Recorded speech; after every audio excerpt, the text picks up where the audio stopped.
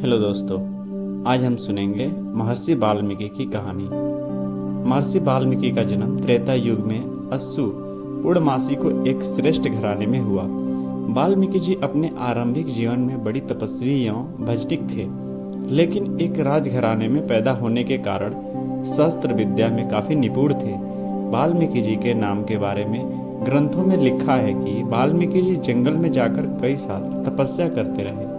इस तरह तप करते हुए कई वर्ष बीत गए। वाल्मीकि जी के शरीर पर मिट्टी दीमक घर की तरह उमड़ आई थी। संस्कृति भाषा में दीमक के घरों को वाल्मीकि कहा जाता है। जब महर्षि तपस्या करते हुए मिट्टी के ढेर में से उठे तो सारे लोग आपको वाल्मीकि कहने लगे। आपका बचपन का नाम कुछ और था, जिसके बारे में कोई जानकारी पता नहीं लगी। भारत में संस्कृति के आप पहले उच्च कोटि के विद्वान हुए हैं।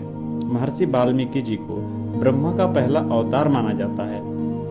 प्रभु की भक्ति एवं यश गान से आपको दिव्य दृष्टि प्राप्त हुई थी और आप वर्तमान भूतकाल तथा भविष्य काल बारे में सब कुछ जानते थे।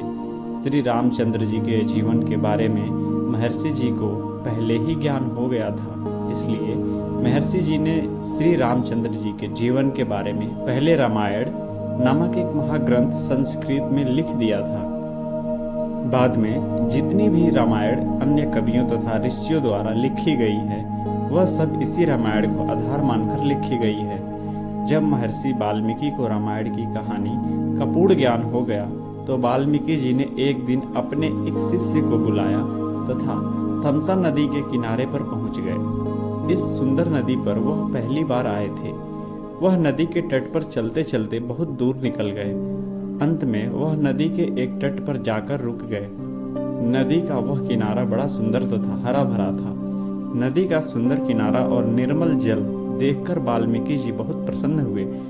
निर्मल जल को देखकर वह नदी पर स्नान करने गए। स्नान करने के बाद वह उस जंगल में पहुंच गए जहां एक पेड़ पर बैठे चकवा चकवी प्रेम रस में डूबे हुए थे। चकवा चकवी प्रेम करते बड़े प्रसन्न दिखाई दे रहे थे। वाल्मीकि जी अभी उनकी तरफ देख ही रहे थे कि एक शिकारी उधर आ निकला। उसने चकवे की हत्या कर दी। अपने प्यारे पति को तड़पता देखकर चकवी बहुत दुखी हुई तथा विलाप करने लग गई। शिकारी के निंदनीय कार्य को देखकर महर्षि वाल्मीकि बहुत क्रोधित हो गए। उन्होंने एक श्लोक संस्कृत में उच्चारण किया, जिसका भाव था, हे शिकारी, तूने जो प्रेम लीला कर रहे चकवे के प्राण लिए हैं, इस कारण तेरी शीघ्र ही मृत्यु हो जाएगी तथा तेरी पत्नी भी इसी तरह दुखी होगी। वाल्मीकि जी के मुख से यह वचन स्वाभाविक ही निकल गए। फिर वह सोचने लगे कि मैं पक्षियों का दुख देखकर यह सारा श्राप युक्त वचन क्यों कर बैठा। लेकिन जब अपने कहे हुए उत्तम तथा अलंकारक श्लोक की तरफ देखा तो बड़े प्रसन्न हुए। वह उस श्लोक को दोबारा गाने लगे। फिर उन्होंने अपने शिष्य भारद्वाज को कथन किया कि वह इस श्लोक को कंठस्थ कर ले ताकि इसे भूल न जाए। शिष्य भारद्वाज ने उस समय यह श्लोक कंठस्थ कर लिया। इस तरह मासूम पक्षी की मृत्यु ने महर्षि वाल्मीकि के मन पर वैरागमयी प्रभाव डाला। पक्षी के तड़पने, मरने तथा मरने से पहले प्रेम लीला की झांकी महर्षि की आंखों से ओझल नहीं हो रही थी।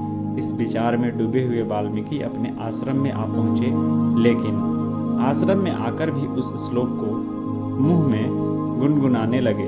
महर्षि जी को दिव्य दृष्टि द्वारा जो भी श्री रामचंद्र जी का जीवन चरित्र ज्ञात हुआ था, तो मन बनाया कि क्यों न उस श्लोक की धारणा में श्री रामचंद्र जी का जीवन चरित्र दिखा दिया जाए। यह विचार बनाकर महर्षि वाल्मीकि जी सुंदर ज्ञानवर्धक श्लोकों वाली रामायण लिखने लगे। ऊंचे ख्यालों वाले शब्द पिंगल तथा व्याकरण एवं नियम उपनियम अपने आप उनके पास इकट्ठे होने लगे। फिर महर्षि वाल्मीकि जी जब अंतर ध्यान हुए तो श्री रामचंद्र, लक्ष्मण, सीता, दशरथ, कैकेयी, माता कौशल्या तथा हनुमान आदि मुख्य पात्रों के बारे में सारे छोटे से छोटे हाल का भी सूक्ष्म ज्ञान हो गया।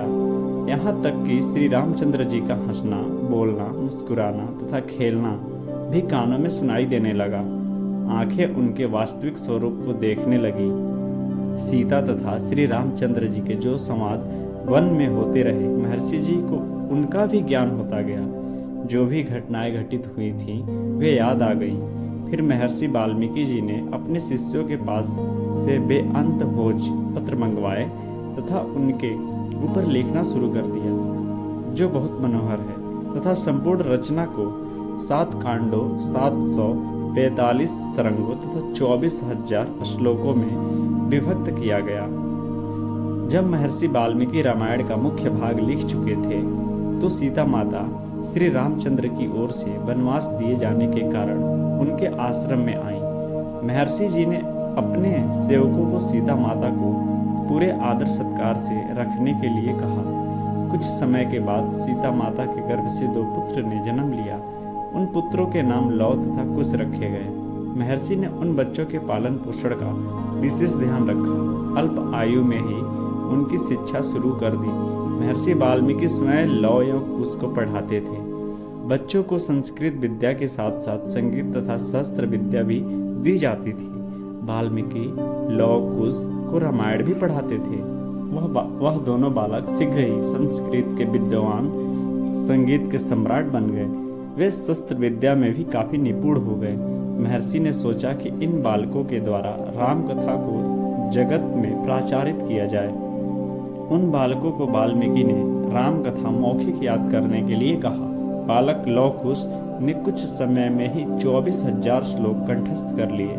वह अपने मीठे गले तथा सुरीली सुर में रामायण गाने लगे। उन्होंने 2 7 सुरों वाली वीणाएं ली तथा राम कथा का गुणगान करने लगे। जब वह गायन कला में परिपूर्ण हो गए तो वाल्मीकि जी ने उनको आज्ञा दी कि वह दूर दूर जाकर उस उच्च तथा कल्याणकारी काव्य का प्रचार करें। दोनों राजकुमार, जो श्री रामचंद्र जी के समान सुंदर, विद्वान तथा बलशाली थे, ऋषियों, साधुओं तथा जन समूह में जाकर राम कथा का गायन किया करते थे। उनके सुरीले गान ने काव्य को और ऊंचा कर दिया। जब वह गाते तो श्रोता बहुत प्रसन्न एवं वैरागमयी हो जाते। सबने नेत्रों में श्रद्धा, हमदर्दी तथा भक्ति के नीर बहने लग जाते। प्रत्येक नर नारी उनकी उपमा करके बालकों लव कुश के पीछे पीछे चल पड़ते। लव कुश केवल उस काव्य का गायन ही नहीं करते थे, बल्कि एक नया संदेश भी दे रहे थे। भूतकाल की घटनाएं वर्तमान काल की घटनाएं प्रतीत हो रही थी। लव तथा कुश राम कथा का गायन करके वापस महर्षि वाल्मीकि जी के आश्रम में आ जाया करते थे। वह अपनी माता सीता जी का बहुत सत्कार करते थे। उन दिनों में ही श्री रामचंद्र जी ने चक्रवर्ती राजा बनने के लिए अश्वमेध यज्ञ करने का फैसला किया। उन्होंने यज्ञ के लिए एक घोड़ा छोड़ा तथा ऐलान किया कि जो इस घोड़े को पकड़ेगा उसे लक्ष्मण के साथ युद्ध करना होगा।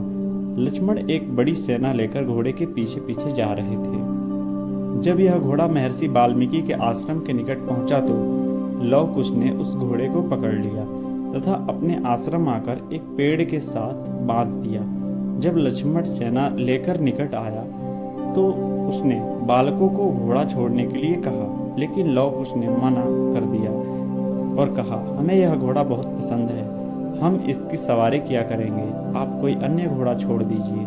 लेकिन लक्ष्मण ने उनको समझाया, यह अश्वमेध यज्ञ का घोड़ा है, जो भी इस घोड़े को पकड़ेगा उसे हमारे साथ युद्ध करना पड़ेगा। और बालक आगे से कहने लगे, हम युद्ध करने को तैयार हैं, लेकिन हम घोड़ा नहीं छोड़ेंगे। लक्ष्मण ने उनको युद्ध के लिए तैयार होने के लिए कहा। वह बालक भी महर्षि वाल्मीकि जी से युद्ध विद्या का ज्ञान प्राप्त कर चुके थे तथा जो योद्धा ब्रह्मज्ञानी वाल्मीकि से युद्ध विद्या ग्रहण कर चुका हो वह भला कैसे हार सकता है। इसलिए दोनों बालक तीर कमान लेकर तथा कवच पहनकर घोड़ों पर सवार होकर मैदान में आ गए। लक्ष्मण की सेना के सामने डटकर उन्होंने निर्भीकता से कहा, यदि आप में हिम्मत है तो हमारे ऊपर हमला करो। लक्ष्मण ने एक तीर छोड़ा जिसे लव ने अपने तीर से ही रोक लिया। फिर लव कुश ने तीरों की ऐसी वर्षा की कि लक्ष्मण सेना वहीं पर ढेर हो गई। लक्ष्मण यह चमत्कार देखकर बड़ा हैरान हुआ। वह फिर बालकों को समझाने लगे, लेकिन लव कुश ने लक्ष्मण को वहीं मूर्छित कर दिया। लक्ष्मण की हार के बारे में जब श्री रामचंद्र जी को पता चला तो उन्होंने शत्रुघ्न को एक बड़ी फौज देकर रणभूमि में भेजा, लेकिन शत्रुघ्न भी दोनों बालकों का मुकाबला न कर सके तथा पराजित हो गए। उसे भी महर्षि वाल्मीकि के शिष्यों ने धरती पर मूर्छित कर दिया। शत्रुघ्न की हार का समाचार सुनकर श्री रामचंद्र जी ने भरत को भेजा। भरत ने पहले आकर लव कुश को बहुत समझाया, लेकिन बालकों के ऊपर इसका कोई असर न हुआ। उन्होंने भरत की भी सारी सेना को मूर्छित कर डाला तथा भरत भी मूर्छित होकर गिर पड़े। फिर श्री रामचंद्र जी स्वयं सेना लेकर आए। वह ऐसे सूरवीर बालकों को देखकर बहुत खुश हुए। उन्होंने बालकों की प्रशंसा की तथा उनको घोड़ा छोड़ने के लिए कहा, पर बालकों ने उनकी बात की तरफ कोई ध्यान नहीं दिया तथा युद्ध आरंभ होने वाला ही था कि तभी वाल्मीकि जी आ गए। महर्षि वाल्मीकि जी ने श्री रामचंद्र जी और लव कुश को समझाया। लव कुश, जिनको राम कथा संपूर्ण मौखिक याद थी, उन्होंने सारी कथा सुरीली मधुर वाणी में नगरवासियों को सुनाई। श्री रामचंद्र जी अपनी सारी जीवन कथा सुनकर धन्य हो गए। उन्होंने महर्षि वाल्मीकि कृत इस अमर कथा को सुनकर कहा, जब तक यह दुनिया रहेगी महर्षि वाल्मीकि जी की यह कथा चलती रहेगी। धन्य है महर्षि वाल्मीकि जी, उनकी सदा ही जय होगी। वाल्मीकि जी ने बाद में उत्तरकांड लिखा। इस तरह वाल्मीकि जी एक उच्च कोटि के विद्वान तथा सहस्त्रधारी सूरवीर थे। उनमें एक अवतार वाले सारे गुण विद्यमान थे। आज अगर संसार श्री रामचंद्र जी की कहानी को जानता है तो वह केवल महर्षि वाल्मीकि जी की मेहनत के फलस्वरूप। उन्होंने अपने जीवन के कई साल उनकी जीवन गाथा को बयान करने में लगा दिए। जय श्री राम दोस्तों।